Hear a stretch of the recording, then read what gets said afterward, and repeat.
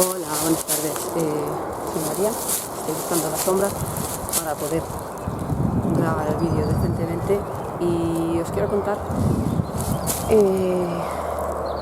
pues la experiencia que he tenido ya hace bastantes años y lo quiero grabar porque ojalá cuando yo lo pasé hubiera encontrado un vídeo así o un texto. Y me estoy refiriendo a por qué no era capaz de salir de una relación, porque se sentía tan mal y bueno, sobre cómo poder deshacerme de ese engendro también, pero eso fue ya el siguiente paso. En realidad miento un poco porque lo que consiguió que yo me largase, tuviese fuerza para dejar eso, fue un vídeo que ya vi al final, el mismo día que conseguí librarme del maltratador, en el que busqué en inglés por qué no puedo acabar con esta relación. Y en él explican Teal Swan, a la cual no sigo, pero ese vídeo, la verdad, puedo decir que me salvó la vida. Y una serie de pasos más adelante también me salvaron la vida, pero eso fue claro. Y en fin, en ese vídeo explicaba muchas cosas que bueno, las iré nombrando, pero son absolutamente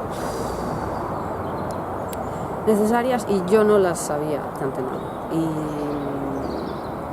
el que diga que es obvio cuando estás en una relación de maltrato no lo es. Yo no pude ponerle el nombre a eso, incluso con mis 37 años que tenía, hasta que vi ese vídeo, ¿vale? Entonces, lo que quiero decir, y teniendo, como tuve experiencia en la familia con el maltrato, viendo cuando había amigas que tenían una mala pareja y que debían dejarla, eso desde fuera se ve muy bien. Lo que pasa es que cuando estás dentro no funciona así, porque todo empieza por el lavado del cerebro, que es paulatino, y es la rana que se va muriendo con el agua caliente, cuando va subiendo la temperatura, es eso es el maltrato. Entonces, desde dentro no se ve. Entonces, si estás dentro, no funciona así.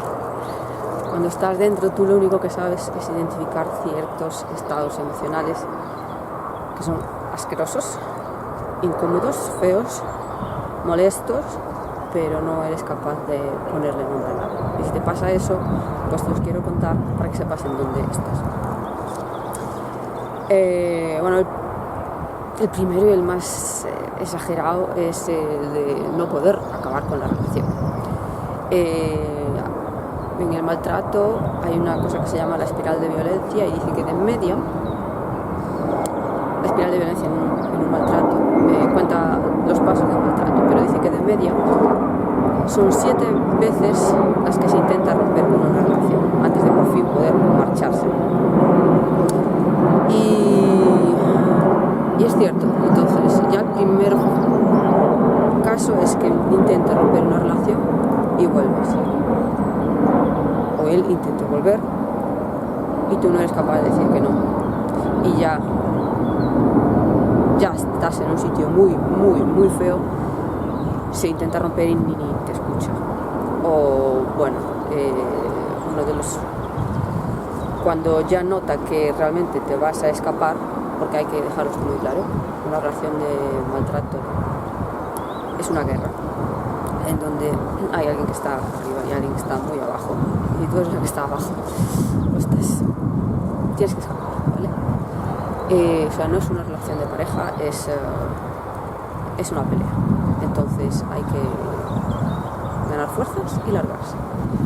Entonces, otras cosas que dicen también,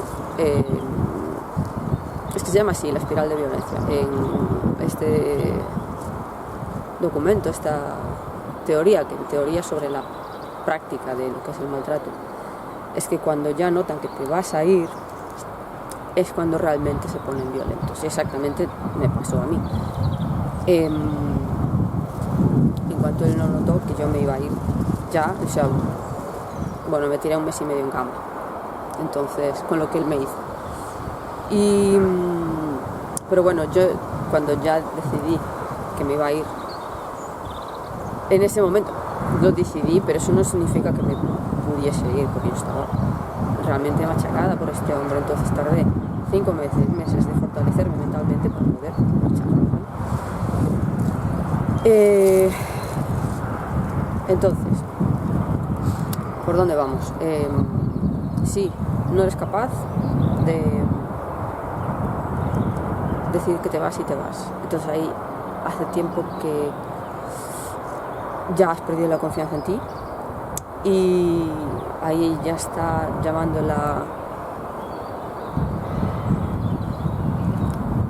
el miedo terrible a la soledad, o sea, la desesperación de que ese hombre es la única esperanza de algo, sea lo que sea. Cada uno tiene sus fantasmas interiores, pero bueno, entonces estás agarrada a ese clavo ardiendo y por eso no es capaz de romper. Entonces esa es la primera y se va manteniendo en el tiempo, pero eso si ya lo ves, ya vas mal. Ahí yo no fui capaz porque eso fue progresivo, pero lo ideal sería tener la suficiente fuerza para, si ves que vas a caer en lo de volver con alguien, tienes que conseguir hablar con una amistad a la que le digas honestamente cómo te trata esa persona y que consiga ayudarte. Pero sí, eso sería lo ideal. Pero bueno, eso, primera señal, no es capaz de romper. Segunda señal que tuve yo en mi caso, el dejar de cuidarme. Yo pensaba que era yo ya antes de conocer a esta persona, tenía depresión muy importante, de hecho estaba de baja laboral por eso, y yo pensaba que se debía a eso, y físicamente estaba agotadísima ya antes de conocer a este hombre. Total, que yo achacaba a esto, pero no, porque yo antes de conocer a este hombre yo me cuidaba, me aseaba bien todos los días, con ganas o sin ellas, pero lo hacía. Y eso, entonces el dejar de cuidarme, muy grande, y dejar las tareas más importantes, como sacaba a pasear a mi perro 1 hora más tarde de lo que él necesitaba, o sea, todo por poner las prioridades de ese hombre antes, o sea, las necesidades de ese hombre eran prioridad para mí, mejor dicho. Entonces, pues eso, dejar de cuidarse uno, de la forma que sea. Y por supuestísimo va a intentar aislarte de la gente que tengas a tu alrededor, por poca que sea. Puede ser de tu grupo de amigos, de tus familiares, incluso si es una persona que vive sola y no ves más que a 2 personas a la semana, también de esas 2 personas te va a aislar, ¿vale? Tranquilo, que te va a convencer de que lo estás haciendo por ti mismo, o sea, te va a lavar la cabeza para que tú veas que hay algo de esa actividad que ya no necesitas. Por lo tanto, si no haces esa actividad ya no vas a ver a esa persona, entonces es una consecuencia, no lo vas a notar, pero te han lavado el cerebro. Entonces, si esas cosas están pasando, ya estás muy, muy cerca de que empiece la violencia física. Muy, muy cerca. Si no ha empezado ya. Y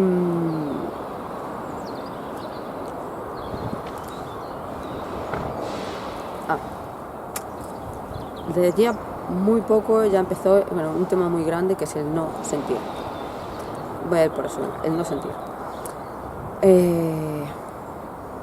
Yo un momento en ese en que sufrí tanto que dejé de sentir absolutamente todo. No era capaz de evocar recuerdos bonitos para poder sentir algo bonito. No me daba todo igual, pero no estoy hablando de depresión, es simplemente estar anestesiada emocionalmente. Nunca lo había estado en mi vida y es una sensación de vacío enorme, horrorosa, y no podía, yo buscaba información, no sabía qué pasaba. Ay, simplemente que cuando ya se sufre tanto, se disocia uno. Cuidado con la palabra disociación, no estoy refiriéndome a que hoy en día se usa mucho cuando no estás a gusto en un sitio, te pones a pensar en otras cosas. Eso es una disociación, pero no hablo de eso.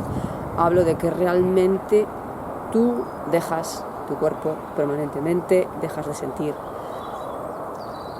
vacío. La palabra es vacío. Si te pasa eso, es porque has sufrido demasiado y simplemente te anestesias para protegerte. Entonces,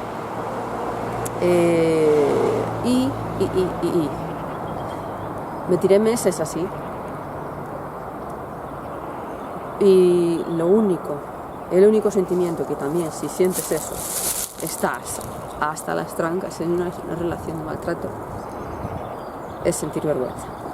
Porque aunque dejé de sentir cosas, estaba anestesiada, la vergüenza la sentía, porque a mí me daba vergüenza decir que estaba con ese hombre. ¿Por qué? Por las cosas que me hacía. Sí, por cómo se comportaba conmigo. No voy a entrar en detalles porque no aplican, cada uno tiene los suyos y no importan, pero a mí me daba vergüenza contarle a mis amistades eso. De hecho, no se lo contaba por vergüenza. Entonces, si ya sientes eso de base, ese sentimiento de base de que te da vergüenza estar con ese hombre, mal, muy mal. Y, quiero decir, muy mal, estás en un mal sitio. Y, bueno, a partir de ahí, incluso cuando empezó la violencia así más exagerada, violaciones y todo, no era capaz de ponerle el nombre a lo que me pasaba. Sabía que era un asco de relación, que tenía que librarme de ese hombre, que mi vida corría peligro.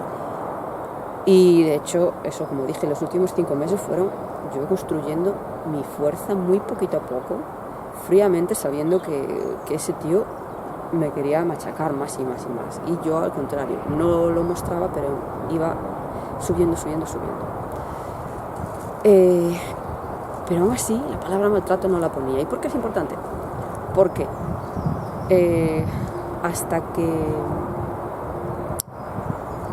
eso, yo quería librarme de él y no era capaz. Él tenía mi llave, un día por fin conseguí recuperarla, me planté en su trabajo y todo y recuperé la llave. Y aún así, si él llamaba por teléfono o me timbraba a la puerta del piso, yo abría, porque no tenía fuerzas. No porque tuviese un mínimo de esperanza remota, para nada. Le tenía pavor a ese hombre y nada más. Bien. Pero entonces vi este vídeo, el que decía, el de Tia Swan. Entonces explicaba cómo funciona el cerebro en el maltrato. Y es una analogía es que es directamente una adicción que se crea. Como en algún momento has tenido un estímulo bueno, entonces intentas comportarte de esa forma, que suele ser así, todo el rato para conseguir en algún momento otra vez la respuesta buena de ese hombre. En el medio vas a recibir un montón de respuestas malas, pero tú vas a buscar la buena. Que las hay esporádicamente y muy ratamente las hay. Pero eso es como la adicción que crean las máquinas tragaperras. Tú metes la moneda, va a salir una vez un premio, y solo con ese premio que salga alguna vez, aunque metas monedas y pierdas no sé cuántas, vas a seguir intentándolo, ¿vale? Eso crea esa adicción. ¿Por qué lo cuento? Porque en esta adicción, como persona, pierdes tu poder personal de una forma brutal. Y entonces yo pensaba que él me tenía alguna especie de poder psíquico sobre mí. Le tenía miedo en ese sentido. Y en el momento en que entendí que era una adicción y que por eso yo había perdido mi poder personal y que era consecuencia del maltrato, porque ahí Y me acuerdo de ese día, me costó aceptar que eso era maltrato, porque digo, ¿cómo me puede estar pasando esto a mí? Pues sí, solo se tienen que dar las circunstancias adecuadas, que converjan todas ahí, y entonces le puede pasar a cualquiera, desgraciadamente. Y bueno, entonces, en el momento en que acepté eso, y sobre todo que vi que, que era una relación de maltrato y que por eso había perdido mi poder personal y que no era capaz de resistir ni las llamadas ni el abrir la puerta, se acabó. O sea, ese día tocaba llamada de él, porque yo no podía llamarlo, llamaba a él cuando le daba la gana, y los martes por la noche llamaba. Y esperé a que llamase, no me atreví a llamarlo yo, por supuesto, todavía tenía miedo, pero cuando llamó, por fin le dije que no quería verlo nunca más. Pero se lo dije categóricamente, no pidiéndole por favor vamos a romper como lo había intentado antes.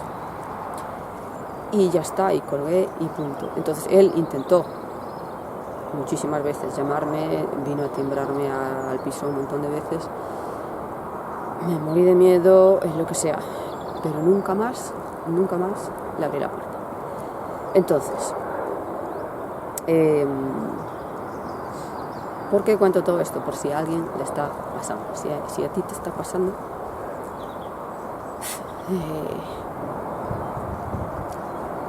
tienes que buscar la forma de escapar. Pero bueno, ahí no me quiero meter ahora, simplemente que sepas que estás en esa situación, y si coincide que alguien que no está pasando por esto está viendo este vídeo,